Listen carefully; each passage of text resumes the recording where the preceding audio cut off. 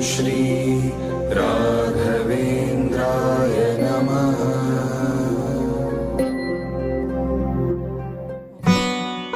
श्री गुरुभ्यो नमः। परम गुरुभ्यो नमः। श्रीमदानंद तीर्थ भगवत् पादाचार्य गुरुभ्यो नमः। श्री वेदव्यासाय नमः। लक्ष्मी हयग्रीवाय नमः। लक्ष्मी वेंकटेशाय नमः। ओम प्रथमो हनुमन्नामो द्वितीयोऽपि मे वच पूर्ण प्रज्ञ तृतीयश्चो भगवत् कार्य साधकः जन्मांता गुरु साक्षात् इष्टं देवं सरस्वती आचार्य श्रीमदाचार्य संतु मे जन्म जन्मनि। पूज्याय राघवेन्द्राय सत्यधर्मरताय च भजतां कविवृक्षाय नमतां कामधेनवे दुर्वादिध्वान्तरवे वैष्णवेन्द्रे वरेन्द्रे श्री ರಾಘವೇಂದ್ರ ಗುರುವೇ ನಮೋ ಅತ್ಯಂತ ದಯಾಳವೇ. ಶ್ರೀ ಕ್ಷೇತ್ರ ಆಗಿರ್ತಕ್ಕಂಥ ಜ್ವಾಲಾ ಭವರೋಗ ವೈದ್ಯ ಲಕ್ಷ್ಮೀ ನರಸಿಂಹದೇವರು, ನವನರಸಿಂಹದೇವರು, ವಿಶೇಷವಾಗಿ ಮುಖ್ಯ ಪ್ರಾಣ ದೇವರು, ಅದರಲ್ಲೂ ರಾಘವೇಂದ್ರ ಸ್ವಾಮಿಗಳ ಬೃಂದಾವನದಲ್ಲಿ 48 ಸಾಲಿಗ್ರಾಮ, ವಿಜೇಂದ್ರ ತೀರ್ಥರು, ಜಯತೀರ್ಥರು, ರಾಯರ ಮೃತ್ತಿಕಾ ಬೃಂದಾವನ ಇರತಕ್ಕಂಥ ಈ ಕ್ಷೇತ್ರದಲ್ಲಿ ರಾಘವೇಂದ್ರ ಸ್ವಾಮಿಗಳು ವಿಶೇಷವಾಗಿ ಪ್ರತಿಯೊಬ್ಬರಿಗೂ ರಾಯರ ಭಕ್ತರು ಯಾರಿದ್ದೀರಾ ಆ ಭಕ್ತರೆಲ್ಲರಿಗೂ ಉದ್ಧಾರ ಮಾಡ್ತಕ್ಕಂಥವ್ರೆ ಅವರೇ ರಾಯರ ಅನುಗ್ರಹವಾಗಿರ್ತಕ್ಕಂಥ, ರಾಯರೇ ಅನುಗ್ರಹವನ್ನು ಮಾಡ್ತಕ್ಕಂಥ ಚಾನಲ್ ರಾಯರ ಅನುಗ್ರಹ ಚಾನಲ್ ಅಂತ. ಈ ಚಾನಲ್ ನೋಡ್ತಕ್ಕಂಥವ್ರೆಲ್ಲರಿಗೂ ರಾಘವೇಂದ್ರ ಸ್ವಾಮಿಗಳು ಸಂಪೂರ್ಣವಾಗಿ ನಿಮ್ಮ ಕುಲದೇವರು ಸಂಪೂರ್ಣವಾಗಿ ಅನುಗ್ರಹ ಮಾಡಲಿ ಅಂತೇಳಿ ಭಗವಂತನಲ್ಲಿ ಪ್ರಾರ್ಥನೆ ಮಾಡ್ತಾ, ಕೆಲವಾರು ಸಮಸ್ಯೆಗಳಲ್ಲಿ ವಿಶೇಷವಾಗಿರ್ತಕ್ಕಂಥ ತಾಯಿ ಕೇಳ್ತಾ ಇದ್ದಾಳೆ. ಆರೋಗ್ಯದಲ್ಲಿ ಬಹಳ ಸಮಸ್ಯೆಗಳಿದೆ, ನಾನು ಯಾವ ಯಾವ ಋತುಗಳಿದೆ ಎಲ್ಲ ಋತುಗಳು ಮಾಡಿದ್ದೀನಿ, ನನ್ನ ಆರೋಗ್ಯ ಸಮಸ್ಯೆ ಜಾಸ್ತಿ ಆಗಿದೆಯಲ್ಲ ಗುರುಗಳೇ, ಏನು ಮಾಡಬೇಕು ಅಂತ ಇದ್ದಾರೆ. ರಾಘವೇಂದ್ರ ಸ್ವಾಮಿ ಹತ್ರ ನಾನು ಕೇಳ್ತಾ ಇದ್ದೀನಿ, ಹಿಂದೆನೇ ಹೇಳಿದ್ದೇವೆಲ್ಲ. ಅದಕ್ಕೋಸ್ಕರವಾಗಿ ರಾಘವೇಂದ್ರ ಸ್ವಾಮಿಗಳ ಹತ್ರ ಬಹಳ ವಿಶೇಷ ಅಂತೆ. ಅದಕ್ಕೆ ದಾಸರು ಹೇಳ್ತಾರೆ, ವಿಜಯದಾಸರು, ಜಗನ್ನಾಥದಾಸರು, ಗೋಪಾಲದಾಸರು ಇವರೆಲ್ಲ ದಾಸರು ಹೇಳ್ತಾರೆ. ಅಂದ್ರೆ ವಿಜಯದಾಸರು, ಜಗನ್ನಾಥದಾಸರು ರೋಗ ಹರನೆ ಕೃಪ ಸಾಗರ ಶ್ರೀ ಗುರು ರಾಘವೇಂದ್ರನೇ ಪರಿಪಾಲಿಸೋ ಸಂತತ ಧೂರ್ಮತ ತ್ವಾಂತ ದಿವಾಕರ ಸಂತ ವಿನುತ ಲಾಲಿಸು ಅಂತ ಹೇಳ್ತಾರೆ. ಮಹಾನುಭಾವರಾಗಿರ್ತಕ್ಕಂಥವ್ರು ವಿಜಯದಾಸರು. ರಾಘವೇಂದ್ರ ಸ್ವಾಮಿಗಳ ಹತ್ರ ಹೋದಾಗ ಅವರಿಗೆ ರುಜು ರೋಗಗಳೆಲ್ಲ ಜಾಸ್ತಿ ಇರತಕ್ಕಂಥದ್ದು ಇರುತ್ತೆ. ರಾಯರಿಗೆ ಸೇವೆಯನ್ನು ಮಾಡ್ತಾರೆ ಅವರು. ಯಾವ ರೀತಿ ಸೇವೆ? ಪ್ರೇಕ್ಷಣ ನಮಸ್ಕಾರವನ್ನು ಮಾಡ್ತಾರೆ. ಇಂತಹ ಗುರುಗಳೇ, ಬಹಳ ಸಮಸ್ಯೆಗಳಿದೆ ನನ್ನಲ್ಲಿ, ರುಜಿನ ರೋಗಗಳಿದೆ, ಈ ರೋಗವನ್ನ ಪರಿಹಾರವನ್ನು ಮಾಡಿ. ಹೊಟ್ಟೆ ನೋವು, ದೇಹದಲ್ಲಿ ಬಹಳ ಸಮಸ್ಯೆಗಳಿದೆ, ಈ ಸಮಸ್ಯೆಗಳೆಲ್ಲ ಪರಿಹಾರ ಮಾಡಿ ಅಂತ ಹೇಳ್ತಾರೆ. ಅದಕ್ಕೋಸ್ಕರವಾಗಿ ಇಂತಹ ಸಮಸ್ಯೆ ಇರ್ತಕ್ಕಂಥ ಕಲಿಯುಗದಲ್ಲಿ ವಿಶೇಷವಾಗಿ ಎಲ್ಲರಿಗೂ ಆ ಸಮಸ್ಯೆಗಳು ಕೆಲವು ಜನಗಳಿಗೆ ಜಾಸ್ತಿ ಇದೆಯಂತೆ. ಆ ಸಮಸ್ಯೆಗಳು ಏನು ಮಾಡಬೇಕು ಅಂದ್ರೆ, ನಮ್ಮ ಗುರುಗಳಾಗಿರ್ತಕ್ಕಂಥ ಸಾಕ್ಷಾತ್ ಗುರುಗಳ ರಾಯರ ಬೃಂದಾವನಕ್ಕೆ ಹೋಗಿ ನಮಸ್ಕಾರವನ್ನು ಮಾಡಿ, ಪ್ರತಿದಿನ ವಾಯುಸ್ತುತಿಯಿಂದ ಆರೋಗ್ಯದಲ್ಲಿ ಬೇರೆ ಬೇರೆ ಸಮಸ್ಯೆಗಳಿದ್ದಾಗ, ರುಜಿನ ರೋಗಗಳು ಜಾಸ್ತಿ ಇದ್ದಾಗ, ದೇಹದಲ್ಲಿ ಜಾಸ್ತಿ ಬಾಧೆಯಾದಾಗ ಆ ಬಾಧೆಯನ್ನ ಪರಿಹಾರ ಮಾಡ್ತಕ್ಕಂಥವರು ಮುಖ್ಯ ಪ್ರಾಣದೇವರು. ಆ ಮುಖ್ಯ ಪ್ರಾಣದೇವರನ್ನ ಹನುಮಂತ ದೇವರ ದೇವಸ್ಥಾನದಲ್ಲಿ ಆಗಬಹುದು, ರಾಯರ ಮಠದಲ್ಲಿ ಮುಖ್ಯ ಪ್ರಾಣದೇವರು ಇದ್ದೇ ಇರ್ತಾರೆ.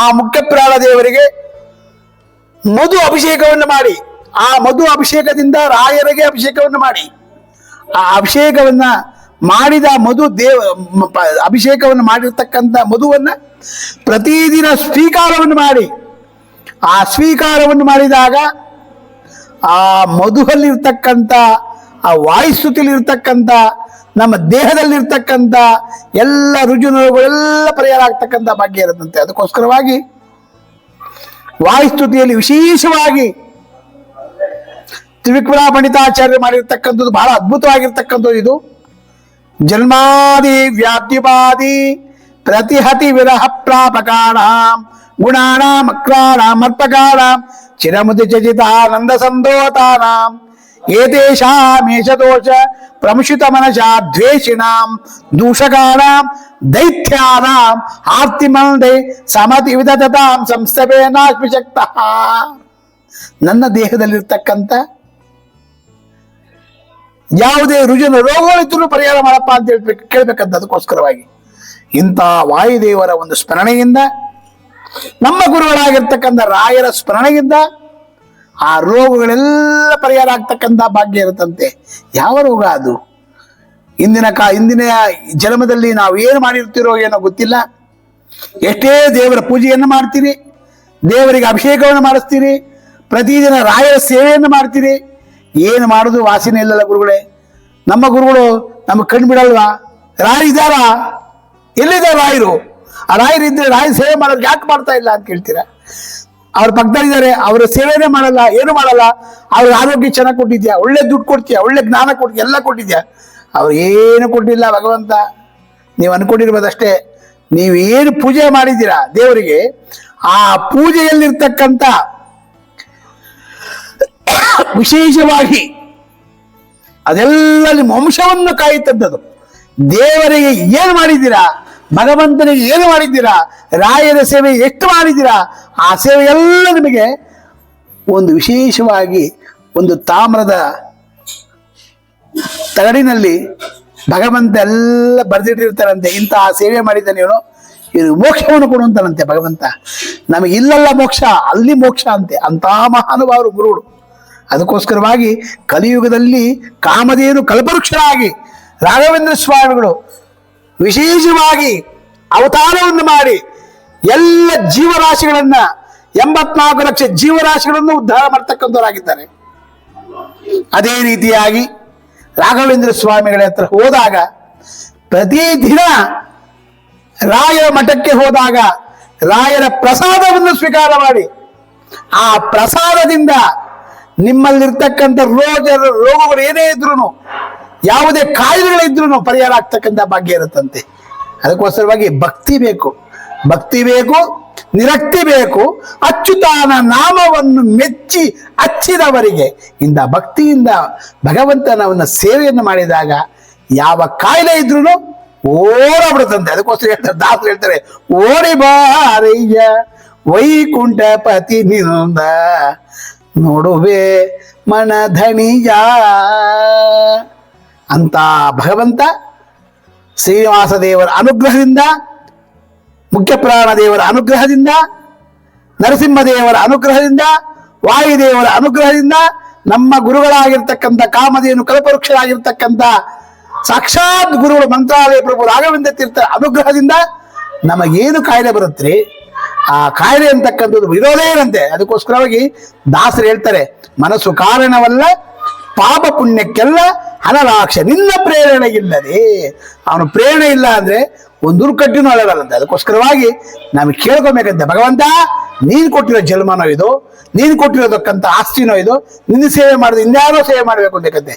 ಯಾಕಂದ್ರೆ ಒಬ್ಬ ಮನುಷ್ಯ ಯಾವುದೇ ಏನೇ ಒಂದು ಸೇವೆಯನ್ನು ಮಾಡಿದಾಗ, ಭಗವಂತನ ಸೇವೆಯನ್ನು ಮಾಡಿದಾಗ, ರಾಯರ ಸೇವೆಯನ್ನು ಮಾಡಿದಾಗ ಅವನಲ್ಲಿರ್ತಕ್ಕಂಥ ಎಲ್ಲ ರುಜುರೋಗಗಳೆಲ್ಲ ಹೊರಗೋಗುತ್ತದೆ. ಅದಕ್ಕೋಸ್ಕರವಾಗಿ 11 ದಿನಗಳ ಕಾಲ, 21 ದಿನಗಳ ಕಾಲ ವಾಯುದೇವರಿಗೆ, ರಾಘವೇಂದ್ರ ಸ್ವಾಮಿಗಳಿಗೆ ಆಂಜನೇಯ ಸ್ವಾಮಿನ ಇಟ್ಕೊಂಡು, ರಾಯರನ್ನು ಇಟ್ಕೊಂಡು ಅದಕ್ಕೆ ಮಧು ಅಭಿಷೇಕವನ್ನು ಮಾಡಿ, ಅಭಿಷೇಕ ಮಾಡಿರ್ತಕ್ಕಂಥ ಜೇನುತುಪ್ಪವನ್ನು ಪ್ರತಿದಿನವನ್ನು ಸ್ವೀಕಾರವನ್ನು ಮಾಡಿ, 48 ದಿವಸಗಳ ಸ್ವೀಕಾರವನ್ನು ಮಾಡಿ, ಆ ಸ್ವೀಕಾರ ಮಾಡಿರ್ತಕ್ಕಂಥ ಯಾವುದೇ ಒಂದು ರೋಗಗಳಿದ್ರು ಪರಿಹಾರ ಆಗ್ತಕ್ಕಂಥ ಭಾಗ್ಯ ಅತಿ ಅದ್ಭುತವಾಗಿರ್ತಕ್ಕಂಥದ್ದು ಇರುತ್ತಂತೆ. ಅದರಲ್ಲೂ ಇಂತಹ ರೋಗಗಳಿದ್ದಾಗಲೂ ರಾಘವೇಂದ್ರ ಸ್ವಾಮಿಯ ಮೃತ್ತಿಕೆಯನ್ನು ತಗೊಂಡು ಇಟ್ಕೊಂಡಿದ್ದಾಗ, ಮನೆಯಲ್ಲಿದ್ದಾಗ ಅದರಲ್ಲಿ ಒಂದು ಲೋಟದಲ್ಲಿ ನೀರನ್ನು ಇಟ್ಕೊಳ್ಳಿ, ಒಂದು ತೊಟ್ಟು ಆ ಮೃತ್ತಿಕೆಯನ್ನು ಹಾಕಿ ಆ ಕೈ ಇಟ್ಕೊಂಡು ಓಂ ಶ್ರೀ ರಾಘವೇಂದ್ರಾಯ ನಮಃ 21 ಬಾರಿ 48 ಬಾರಿ ರಾಯರ ಸ್ತೋತ್ರವನ್ನು ಹೇಳಿ,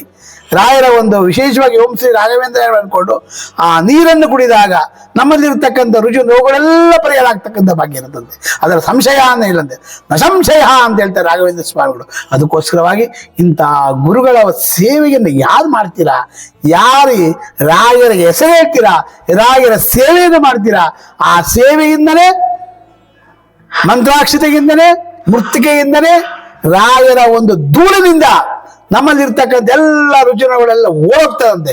ಎಂಥ ಕಾಯಿಲೆ ಇದ್ರು ಓಡೋಗ್ತಾ ಇರತ್ತಂತೆ. ಅದಕ್ಕೋಸ್ಕರವಾಗಿ ಇಂಥ ಗುರುಗಳ ಸೇವೆಯನ್ನ ಮಾಡಿ, ನಂಬಿ ಕೆಟ್ಟವರಿಲ್ಲವೋ ನಂಬದೆ ಕೆಟ್ಟರೆ ಕೆಡಲಿ. ಭಗವಂತ ನಂಬಿದಾಗ ನಾವು ಯಾವತ್ತೂ ಕೆಡಲ್ಲ. ಅದಕ್ಕೋಸ್ಕರವಾಗಿ ಇಂಥ ಜೇನುತುಪ್ಪದಲ್ಲಿ ಇರ್ತಕ್ಕಂಥ ಆ ವಿಶೇಷವಾಗಿರ್ತಕ್ಕಂಥ ಕಾಯಿಲೆ ಎಲ್ಲ ಪರಿಹಾರ ಆಗ್ತಕ್ಕಂಥದ್ದು ವಿಶೇಷ ಅಂತ. ಅದಕ್ಕೋಸ್ಕರವಾಗಿ ಆ ಜೇನುತುಪ್ಪ ಅಂದ್ರೆ ಹನುಮಂತ ದೇವರಿಗೆ ಬಹಳ ಪ್ರೀತಿಯಂತೆ. ಆ ಪ್ರೀತಿಯಾಗಿರ್ತಕ್ಕಂಥ ಜೇನುತುಪ್ಪದಿಂದ ಮನ್ಯು ಸೂಕ್ತದಿಂದ ಮಾಡ್ಬೋದು, ವಾಯುಸ್ತುತಿಯಿಂದ ಮಾಡ್ಬೋದು, ಸುಂದರಕಾಂಡದಿಂದ ಮಾಡ್ಬೋದು. ಇಂಥವೆಲ್ಲ ಮಾಡಿದಾಗ ನಮ್ಮ ರೋಗಗಳೆಲ್ಲ ಪರಿಹಾರ ಆಗ್ತಕ್ಕಂಥ ಭಾಗ್ಯ ಇರುತ್ತೆ.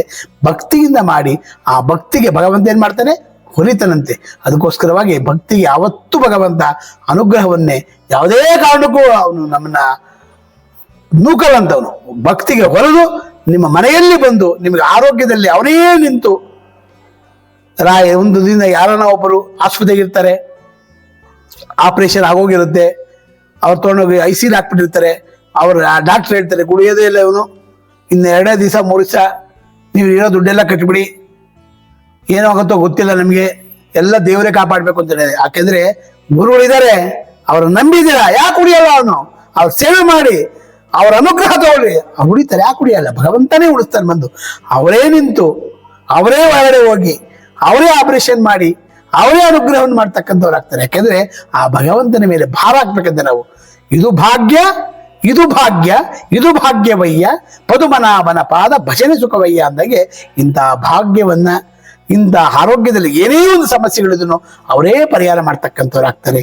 ಇಂತಹ ಗುರುಗಳ ಸೇವೆಯನ್ನು ಯಾರು ಮಾಡ್ತೀರಾ, ಆ ರಾಯರ ಅನುಗ್ರಹ ಎಲ್ಲರಿಗೂ ಆಗಲಿ ಅಂತೇಳಿ ಭಗವಂತನಲ್ಲಿ ಪ್ರಾರ್ಥನೆ ಮಾಡ್ತಾ, ಹಂಸನಾಮ ಪಕ್ಷಿ ಆಗಿರ್ತಕ್ಕಂಥ ಹೇಗೆ ಹಾಲನ್ನು ತಗೊಂಡು ನೀರನ್ನು ಬಿಡುತ್ತೋ ಅದೇ ರೀತಿಯಾಗಿ ನಮ್ಮಲ್ಲಿರ್ತಕ್ಕಂಥ ಒಳ್ಳೆ ಗುಣಗಳನ್ನು ತಗೊಂಡು ಕೆಟ್ಟ ಗುಣಗಳನ್ನು ಬಿಟ್ಟು ಎಲ್ಲರನ್ನೂ ಉದ್ಧಾರ ಮಾಡಿ ಅಂತೇಳಿ ಭಗವಂತನಲ್ಲಿ ಪ್ರಾರ್ಥನೆ ಮಾಡ್ತಾ, ಪೂಜ್ಯಾಯ ರಾಘವೇಂದ್ರಾಯ ಸತ್ಯ ಧರ್ಮರತಾಯ ಚ ಭಜತಾಂ ಕಲ್ಪವೃಕ್ಷಾಯ ನಮತಾಂ ಕಾಮಧೇನವೇ ದೂರ್ವಾದಿದ್ವಾಂತರವೇ ವೈಷ್ಣವೇಂದ್ರೇ ವರಂದ್ರಹೇ ಶ್ರೀರಾಘವೇಂದ್ರ ಗುರುವೇ ನಮೋ. ಅತ್ಯಂತ ದಯಾಳವೇದ್ ಬುದ್ಧಿರ್ಬಲಂ ಯಶೋಧೈರ್ಯಂ ನಿರ್ಭಾ ವ್ಯಕ್ತ ಮರೋಗತ ಅನಾಢ್ಯಂ ವಾಕ್ಪಡತ್ ಪಂಚ ಹನುಮತ್ ಸ್ಮರಣಾತ್ ಭವೇತ್. ಇಂಥ ವಾಕ್ಪಡಾತ್ ಅಂದ್ರೆ ವಾಯುದೇವರು ನಿಂತು, ನಮ್ಮ ಗುರುಗಳಾಗಿದ್ದ ರಾಯರು ನಿಂತು ಇದೆಲ್ಲ ನುಡಿಸ್ತಾ ಇದ್ದಾರೆ. ಅವರೆಲ್ಲರಿಗೂ ಉದ್ಧಾರ ಆಗಲಿದೆ. ಒಂದು ಪ್ರಶ್ನಾರ್ಥ. ಕೃಷ್ಣಾರ್ಪಣಮಸ್ತು. ಮಧ್ವಾಂತರದ ಭಾರತೀಶಾರ್ಪಣಮಸ್ತು. ಪುಟ್ಟರಾಯರೇ, ಏನ್ ಮಾಡ್ತಿದ್ದೀರಾ? ಪ್ರತಿದಿನ ನಮ್ಮ ಅಪ್ಪ ಅಮ್ಮ ನಿಮ್ಮ ಚಾನೆಲ್ ನ ಎಲ್ಲಾ ವಿಡಿಯೋಗಳನ್ನ ನೋಡುತ್ತಾರೆ, ಆದ್ರೆ ಸಬ್ಸ್ಕ್ರೈಬ್ ಶೇರ್ ಮಾಡೋದು ಮರೆತಿದ್ದಾರೆ. ಅದಕ್ಕೆ ನಾನು ಸಬ್ಸ್ಕ್ರೈಬ್ ಶೇರ್ ಮಾಡ್ತಿದ್ದೆ, ಕಮೆಂಟ್ ಕೂಡ ಮಾಡ್ತಿದ್ದೆ. ಹಾಗಾದ್ರೆ ನೀವು ಕೂಡ ಸಬ್ಸ್ಕ್ರೈಬ್ ಶೇರ್ ಕಮೆಂಟ್ ಮಾಡಿ ಪ್ಲೀಸ್. ಓಂ ಶ್ರೀ ರಾಘವೇಂದ್ರಾಯ ನಮಃ. ಓಂ ಶ್ರೀ